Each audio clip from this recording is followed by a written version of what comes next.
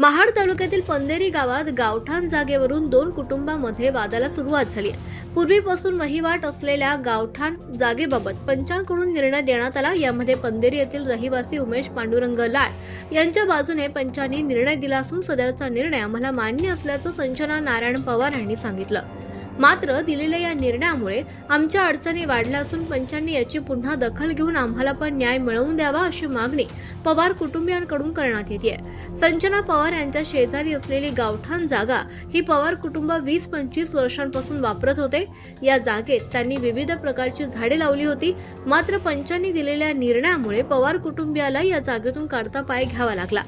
शेजारी राहणारे उमेश लाड यांनी निर्णय लागताच त्या जागेमध्ये कचरा आणून टाकण्यास सुरुवात केली। तसंच त्या ठिकाणी लावलेल्या वृक्षांची तोड देखील करण्यात आली आहे। संजना पवार यांच्या मागील पडवी जागेमध्ये तारेचे कंपाऊंड बांधण्यात आले। या कंपाऊंडमुळे पवार कुटुंबियांना अनेक अडचणींचा सामना करावा लागतोय। येत्या पावसाळ्यामध्ये संपूर्ण पाणी आमच्या घरात घुसून मोठ्या प्रमाणात नुकसान होईल।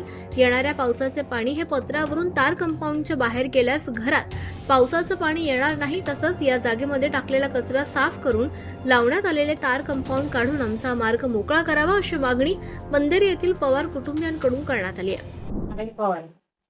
गाव पंधेरी माझी वहिवटची जागा मी माझा कुंपण धर्मेशाही वहिवट करीत होतो। 20 वर्ष झाली, 20-25 वर्षे वयाला आम्ही जवळ तिथं माझी मी झाडं वगैरे लावलेली। ते ही झाडं माझ्यावर दामदाटी करून समोरच्या व्यक्तीने तोडून टाकली। नाव काय त्यांचं?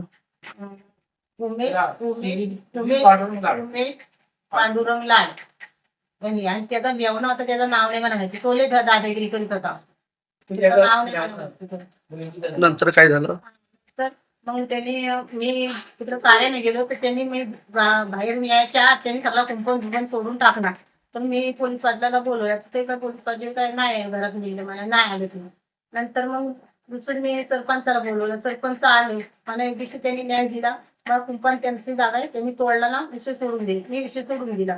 नंतर मग त्यांनी संध्याकाळचं पंचांची मीटिंग लावली सकाळची। मग ते पंच आलं, त्यांनी मला न्याय दिला, मला दाखवला, मला थांबा म्हणले, तुमचं उपटून टाका त्याच्या जमिनीत आहे ते मला उपटाय सांगितलं। आणि तारेचा कुंपण त्याने पहिला म्हणजे मी भिंत घालून घे मागितलं, तर मी म्हणलं चालेल, भिंत घातली असती तर पाणी जाऊन बाहेर बरोबर काढलं तर ती भिंत नाही घालता ती कुंपण ह्या तारेचं कुंपण केलं। तारेचं कुंपण केल्यानंतर मग पंचांना मी सांगितलं, पंचांना नाही सांगितलं, सरपंचाकडे गेलो। म्हणजे सरपंच दादाला म्हणलो, दादा जरा तुम्ही या, मी लक्ष टाका, तर ती घाण कोण उपसणार? तर काय नाही सर, पण काका म्हणते तुला फोडून दिला ना, त्याच्यातच आतला तुझा वापर कर, ती बाहेरची घाण तिची तशीच राहून दे।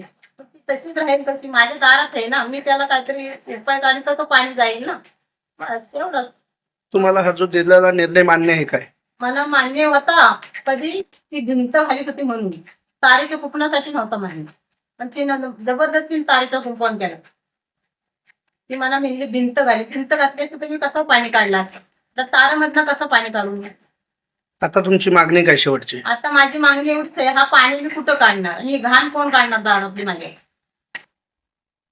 जमीन तर गावठाण यायची सगळ्याला माहिती आहे, पण तीनच्या वाढवडिलांची वहिवटीची आहे, पण 20-25 मीच वापरतो। एवढी झाडं माडं तुम्हीच लावली, तिने एवढी पोपई, एवढे 2-3 पोती पोपई होतं, तेवढी ते झाडं तोडून माझी नुकसान एवढी केली आणि परत करून माझ्या झाडापर्यंत कुंपण घातलं। हा, शासनाकडून मला काहीतरी न्याय मिळावा हीच माझी मागणी आहे, बस। हे पंचांनी जे निर्णय तो आम्हाला पटला, पण ते त्यांनी घाण कचरा आमच्या दारात टाकलेले आणि तारेचा कुंपण जो घेतलेला आहे तो त्यांनी काढावा आणि घाण कचरा पण त्यांनी काढून पाण्याला मार्ग मोकळा करावा।